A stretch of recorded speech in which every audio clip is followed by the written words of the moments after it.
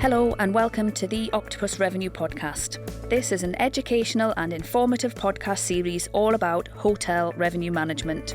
We have some great discussions for you in each episode to give you insights and tips on all of the major issues facing us in the hospitality industry.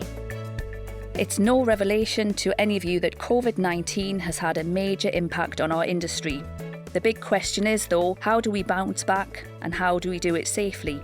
We want to help you get an understanding of what's going on and how those of us in the revenue management community can effectively and proactively respond and plan for recovery.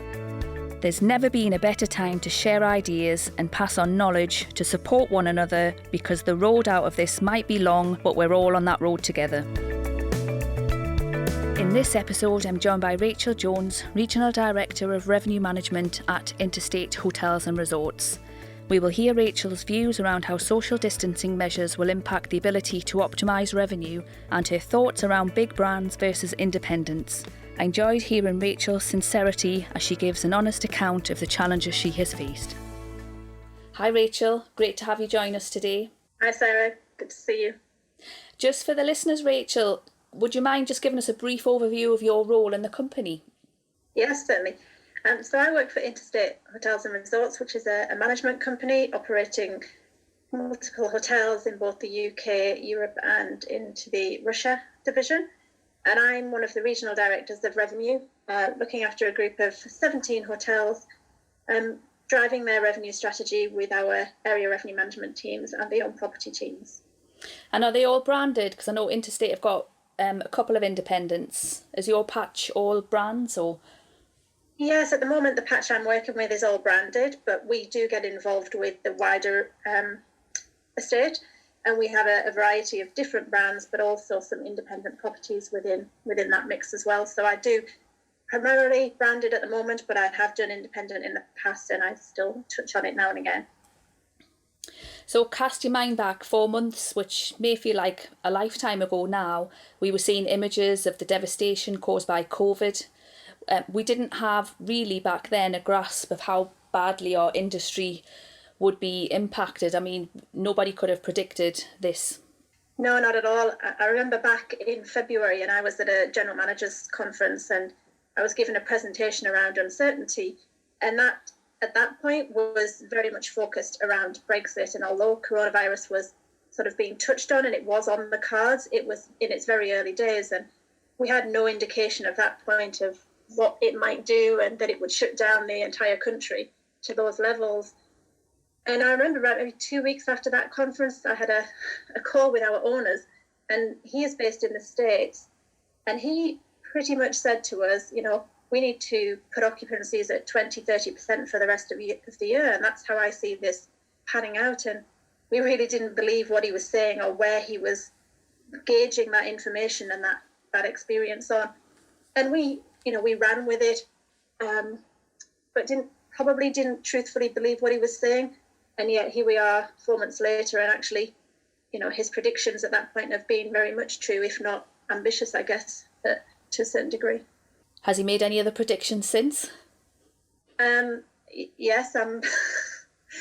Yeah, he keeps telling me my forecast is wrong and that it's going to be more than it is. And he has been right so far, which is really, really frustrating, but in a good way. So how have you coped yourself with lockdown, and what's been your biggest challenges? For me personally, the biggest challenge has been at home, being at home 24/7. I'm used to being out on the road and in hotels and working with the teams and working with my team, you know, and that's been my life for the last 12 or 13 years with Interstate. And to suddenly find myself sat at one desk with no travel, as has everybody, has been very difficult to adjust to. And I previously was not a fan of home working. I had to find discipline, and that was tough in the early days. But from a more business perspective, I think, you know, there's been two real challenges. One has been around our people and our teams, and the decisions that we've had to make very quickly to keep the business going. And, you know, the furlough scheme, obviously, from the government was a huge benefit and godsend that we, as everybody has done, have had to take advantage of. But making those decisions about which of our team members would stay and remain in the business and who we had to deliver that news to about asking them for the good of the business and the longer term outlook to step back has been really difficult, because they're a very engaged team and clearly nobody wanted to be in that position. So that was very difficult, as has the speed at which things have changed over the past 4 months. The guidance, the transition from full trading to potentially closed hotels to reopening for key workers, and everything that came in between that has been very, very challenging. And a colleague of mine said, when she had some team members coming back from furlough, that you should start every day with a plan, but just accept that by 10 o'clock in the morning, that plan will have changed. And that really sums up for me how these past 4 months have been, is that any plan you put in place invariably changes on a daily basis. Definitely the work from home situation has been a challenge for most people. I mean, for us, we've worked remotely for the past six and a half years, and I can honestly say I don't think I've actually gotten used to it after all of that time. I completely agree. It's, we are in a people industry, and that's why we joined it, and many of us started our careers on the front desk or, with lots of face-to-face contacts, but to remove that completely and do everything via telephone or Zoom is alien to us. But we have adapted, and I think, technology has really been brought to the forefront of what you can do remotely, and has helped us on this journey for sure. Definitely has. And how have you kept yourself up to date and your team up to date with trends over the last few months? Do you know what's been really good? It's been so much available online from an educational standpoint. We've divided and conquered, I guess. We've all joined different webinars and online training or online presentations from various different sectors of the industry. Much of that has been around consumer sentiment and how that has changed and progressed throughout the course of the pandemic. So we've had to revert to that type of learning and use of data for trends, because anything that we have in our business historically is pretty much redundant for the time being, until we get to some element of normality, whatever that looks like in the coming months. But yeah, so we've reverted to using the skills that are out there of our colleagues and counterparts and the industries. I mean, revenue managers absolutely love historical data, and it's going to be really strange now for us to actually disregard this information. So I'm not sure how the traditional revenue manager will cope now without that security blanket of past data trends to work from. I think we'll struggle. As by our nature, we like detail, and that's what we do. Somebody else makes a statement or a decision, and we go back and find the data to verify that or back up that decision. So I think you're absolutely right. Not having that data available to us anymore means that we have to think very differently, and that's not in our nature. It doesn't come natural to us. So we are going to be pushed out of our comfort zone a little bit. But we've embraced that over the last 2-3 months, and we have to use each other and what we are experiencing across the region, take learnings from where we've opened hotels, maybe in different parts. So, for example, the Russian hotels are open earlier, or the European hotels didn't close down completely. So we can take learnings and experience from them, and they become our new sources of data. It's just data in a different way.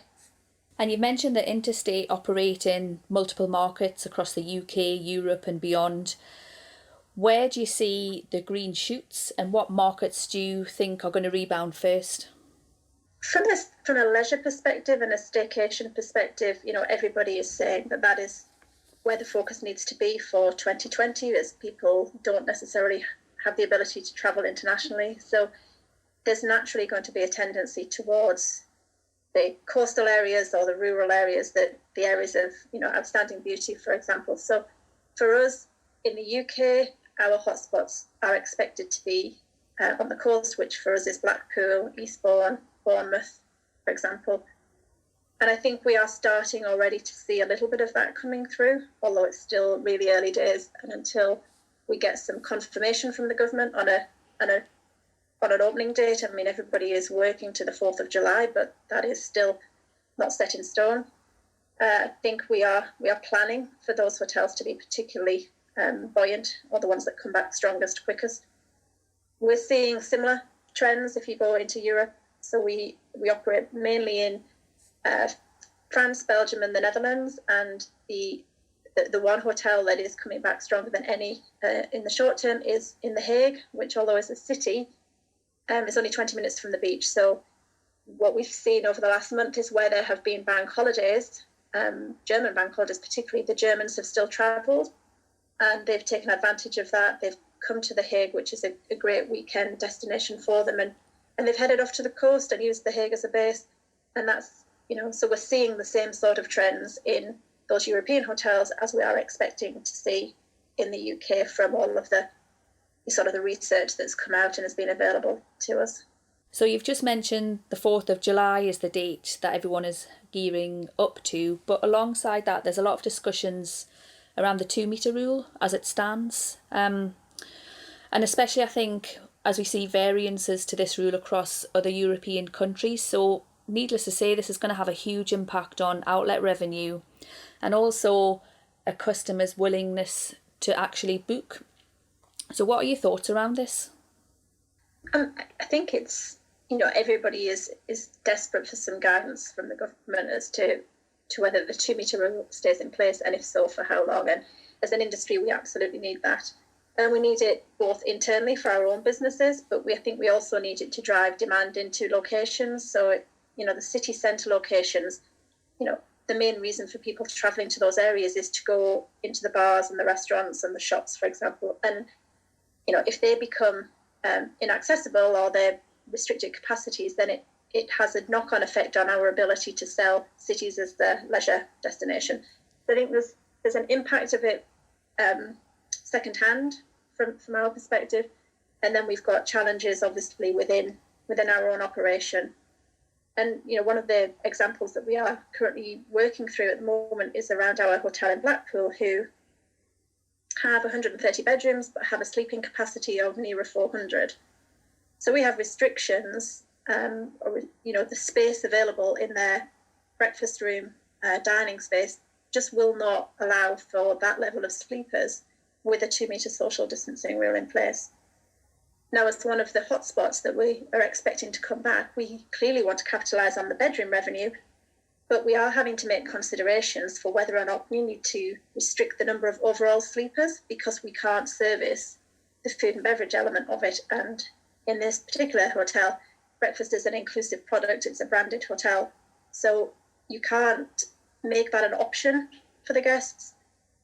So where it comes to, service areas like breakfast, which is, it's functional rather than it being an experience, people don't come for the experience of breakfast, then we are considering extending our current policy of a grab-and-go breakfast or a room service only breakfast, so that the 2-metre distancing rule doesn't come into play and doesn't impact our ability to fully sell and fully optimise our revenue from the room side of the business.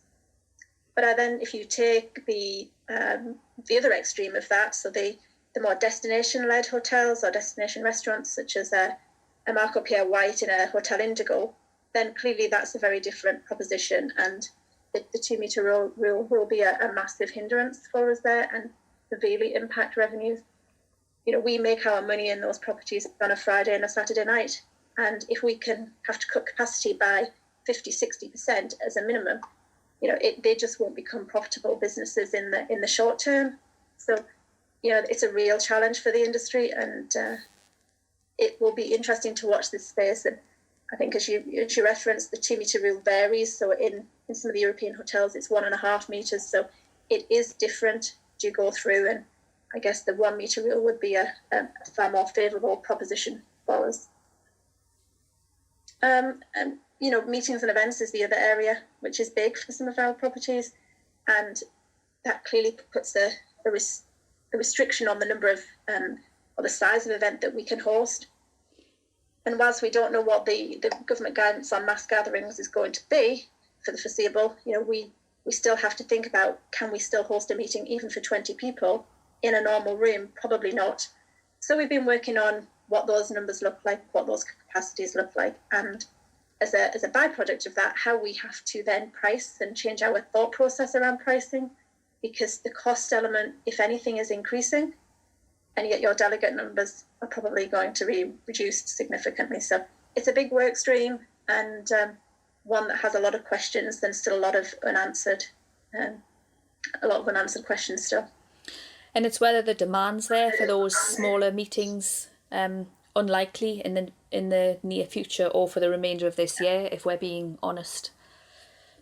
I think you're right. I think it's definitely small meetings only, and essential meetings. People are not travelling to meetings for sales meetings and things like that. What the demand that we are seeing come through is around health and safety meetings, or where people are putting training for new protocols. So in some ways, they also have an indirect correlation to the COVID-19 pandemic and the training people around that. So yeah, definitely small meetings for the foreseeable. And we mentioned just before the portfolio for Interstate, so very much brand led, but there are, the odd independent in the mix. So once hotels start to reopen their doors, do you see the brands winning first over and above the independent properties? That's a good question, Sarah. I've got mixed views on it. I think in the early days, the brands will come out on top. I think the brands give people confidence, consumer confidence around their own personal safety, the processes and practices that they put into place, and also flexibility, and perhaps confidence that their money is safe if they are booking non-refundable rates, which I know is not where people's heads are at right now, but if some people are still doing that, knowing that they will probably get more flexibility from a big brand on those bookings is key. So I think in the early days, for sure, the brands will have an advantage. But as we go through the process and, perhaps people become more accepting of the situation, then the independents have a real opportunity here to shine. They can be much more creative than the brands ever will be. They have, a real personalisation approach that they can do. They can have a speed to market much quicker than you can with the brands, where there is often a lot of red tape. So I think if the independent hotels, play their cards right, they can really capitalise on this and come out on top in the sort of mid to longer term, definitely. So I think now we're at a stage where hotels are trying to get their head around what level of demand they can expect, especially now in the early stages of reopening. How do you think this will impact pricing? And what advice would you give to hotels who might be struggling how to plan out their pricing strategy in preparation for reopening? I think, this is going to be a really difficult time to put your pricing strategy into place. It's most definitely the unknown. We've never been here before. We couldn't have even envisaged it. So it is like starting with a very blank page and everybody opening their properties at the same point, which clearly would never happen under any other circumstances. So we really don't have any guidance on what to do.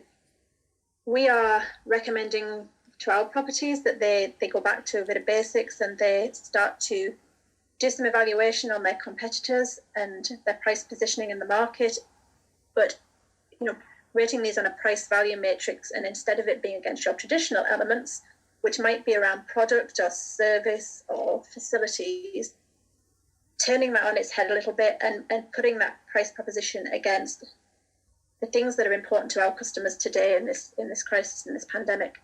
So things around, as we've mentioned already, the health and safety element of it. What is that hotel doing to make you feel safe as a customer, and how are they communicating with you? What is their, car parking, for example, becomes even more important because people don't necessarily want to use public transport, or they're being encouraged to use private transport. So that becomes a bigger factor. So everything around that type of, which isn't the norm, things that we don't necessarily put as much emphasis on, becomes ever more important in your pricing decisions. So I think it's going to be trial and error. There is a real danger of hotels getting into a price war, as we know, and everybody knows that it doesn't necessarily stimulate demand. But the reality is, when everybody is in the same boat fighting for very little business, people will end up competing. And what we need the brands to do is to keep some integrity and try and keep the market at a relatively level position and not drag people down. But I think proof will be in the pudding over the next 2 or 3 months when we open as to how that transpires and pans out, and who's brave enough to ride the storm. And I think you've got to be more creative and find different ways other than retail pricing to fill some of that base business and utilise, pricing by market segment is going to be ever more important, so that you can, fill the funnel at the top through different channels. Flexibility is key. It's a key message out to customers just now. So for me, this adds more of a risk to the business in terms of the actual business on the books is less safe if it can be cancelled. So how can a hotel go about putting together a realistic forecast on the basis that there's a higher percentage of business on the books that could be cancelled at short notice? I think the most commonly used phrase around forecasting at the moment is whatever we put in, it will be wrong. I think that's pretty much that goes with every forecast that we submit. But, the focus on that forecast will become ever more prevalent as we reopen fully. So whilst we've maybe had a little bit of grace over the last few weeks, that will probably go very quickly once we're back into a relatively normal trading environment. It will be difficult because you don't have, as you've said, you just have no idea where that demand is going to come from and no data to base it on. So I think that is first and foremost the biggest problem. The flexible element and the fact that some of the business that we have on the books is not necessarily secure adds a different level of complexity to writing a forecast. I think it's important that the team or the person responsible for compiling that truly understands what the makeup of that business on the books is, because there's a lot of business in our properties that is still there from pre-COVID. It's not new business, it's old business that still sits there. And for me, that is almost a greater risk of cancelling than the new business that's coming through now, even if the new business is on a flexible policy. Because I think right now, people who are booking because they've got an intent to travel, and it would take something significant like a second wave or the cancellation of a big event to cause enough of a sort of a rush in cancellations for that to be a huge issue in forecasting terms. Doesn't mean it won't happen, but I think individual cancellations probably is less of a risk as we go forward, with people wanting to travel. And if they've gone to the effort of making that booking, unless something really prevents them, I think the intent is there. So for me, it's understanding the business that's existing that was pre-COVID, what the risk is around that. Yeah, I mean, there's definitely going to be more of an element of risk in the forecast in terms of what might drop out. But then on the flip side, especially with the leisure market, we don't understand the lead days as of yet. So we could very well get a lot of last minute bookings for that domestic leisure customer, which obviously will impact the forecast in a positive way. Yeah. Even before all of this, if you think to those coastal properties, and we've operated hotels in the likes of Brighton in years gone by, and a good weather forecast, on Wednesday of that week can absolutely have a huge influence on their weekend business. Because, using Brighton as that example, if the forecast is good on a Tuesday or Wednesday, there's a mass upsurge in demand from London city dwellers that want to get in the car on a Friday afternoon and come to Brighton for the weekend. And we used to see that on a regular basis, and part of their strategy was around the forecast. And we had to be sort of in touch with the Met Office almost on a daily basis to think, right, well, what impact is that going to have going forward? And I think with staycations, that is going to be, we don't have the best weather climate in the world, and that will be key for some of those coastal destinations where people can go with a very short, within maybe an hour or 2 hours journey time. So you've mentioned large events there. I mean, I don't think there's anything left in the events calendar at all now for 2020. We've seen large city events cancel one after the other. not just here, but across multiple markets, which obviously has a huge bearing on hotel performance. How can hotels manage to the best of their ability now in a situation like this? Yeah, I think as the events started to cancel, back in February, March, there was an expectation that some of those would be, they would go ahead, but they would go ahead maybe into Q4 in 2020. But as you say, I think that's highly unlikely now. And certainly those that were postponed and pushed back to Q4, if they haven't already been subsequently cancelled, I think they will be, because there's been absolutely no guidance yet on the mass gathering piece. So for me, we're almost writing 2020 off from an events perspective, and it's all about 2021 for us and how we optimise those events. Because we are likely to have significantly increased number of events, because you've got your traditional 2021 events and, of course, everything that was maybe displaced or postponed. It's also about one of our key focuses being to try and retain that customer from a 2020 event where it's been either moved to 2021, or if it's an annual event, it's been cancelled, but they've got a date for next year already. And that's been important from a cash flow perspective, where there've been prepaid rates. Over event periods, clearly there's usually a premium in price.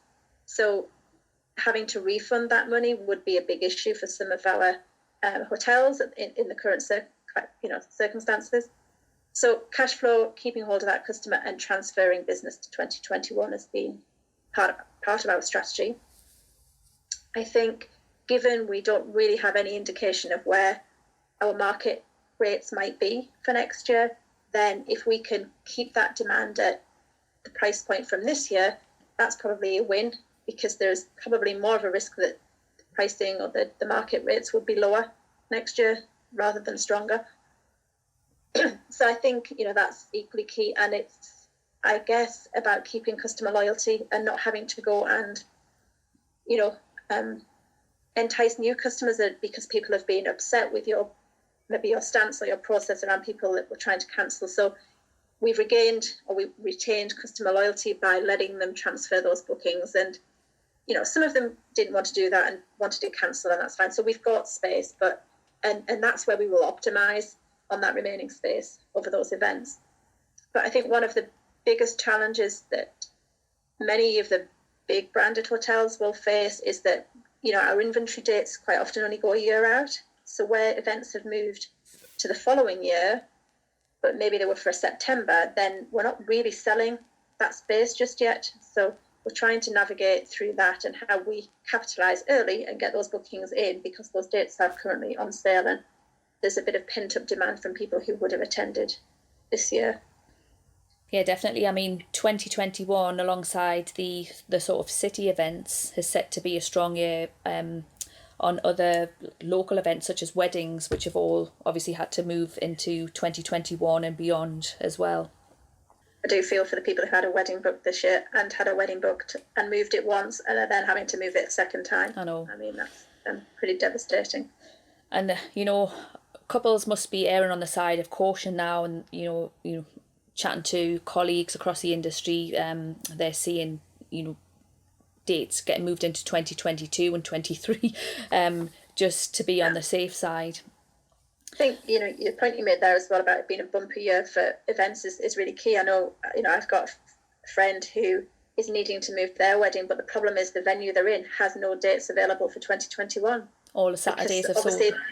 Yeah, so they're now looking at like off-peak days, which, is great for the hotel and the venue, fabulous to be doing, weddings on non-traditional days. But for the bride, she's now got a difficult decision to make. Does she opt for a day she doesn't want, or does she postpone it for another year, or does she look for an alternative? But I think there will be, pricing will become quite key, I think, in that sector for next year. So. Definitely. I mean, if there are any Saturdays left, then surely they'll be at a premium. Yeah. So, Rachel, are you looking forward to getting your team back together when the time comes? Yes, absolutely. We're a very close team, and, whilst we speak every day with those that are in the business, we do still have a couple of team members who are are on furlough, and we're hoping to get them back in the next couple of weeks to some degree. But we can't wait for the day where we can have a face-to-face meeting and a glass of wine and no social distancing and a big hug and a big thank you to say we survived and we got through this somehow. And I think it's a moment that will never be forgotten by any of us, and we'll remember this period and who we were working with at that time for years to come. And I think if, just to round off, if you could think of 3 positives, I mean, you've said it, we'll never forget this period of our life. If you could draw 3 positives at all to come out of this, what do you think they would be? I think the resilience of our people, our teams, is probably top of that list, because they've been incredible. And that's everybody from the revenue management team, the wider commercial team, but to the on-property teams as well, who have dealt with, things that they have never experienced before and have, had to, at times behave like clinicians and, not hoteliers. And that's very inspiring to see, and to see them adapt. So I think the resilience of our team from the very top to the very bottom is key. I think, secondly, the collaboration between departments has been much stronger. And I think we've gained a real appreciation for each other and the role they play in the organisation, particularly within our own commercial functions. So, the cross between revenue, marketing and sales, which is always there, but it's just grown stronger and stronger over this time, because it's, because we've been reduced and we've been maybe crossing into each other's functions a little bit more than we would have done previously. But also with the with the operations team, because they've been key, and we've had to work much more closely to say, this is what we want to do commercially, can we do it operationally? Whereas that's never had to be factored in before. We used to say, don't worry about how operations deal with it, you just sell it and they'll work it out. Whereas now we've not really been able to do that. So I think cross collaboration, secondly, and then finally, just taking some learnings from how we have adapted, and putting them into our new ways of working going forward. So, we have learned to be effective from a remote perspective, which I think we'd maybe said wasn't possible in the past. And I think we've proved if we can get through this crisis without doing silly travel week in, week out, then we should learn from that. And face-to-face travel will never go away for us in our organisation. That's what we are, that's what we do. But we can absolutely be more efficient in that travel and reduce it so that we have more time to spend at home with your families and to be more effective in your working week. So I think there's some real positives that will come out of it, and we need to record what we learn along the way and never forget that. I think the one that's just struck me there is the fact that it's taken this for us to learn to appreciate our colleagues just that little bit more in what they do and what they appreciate their roles. Rachel, it's been great to chat to you today. Thanks for your time. And I just wanted to wish you and your team all the best for the road to recovery. Thanks very much, Sarah, and to you and obviously your business. It's been good to catch up with you. It's been a long time. Thanks. Thanks for listening to the Octopus Revenue Podcast. If you like this episode and you want to hear more, please subscribe so you'll be notified when we release new episodes.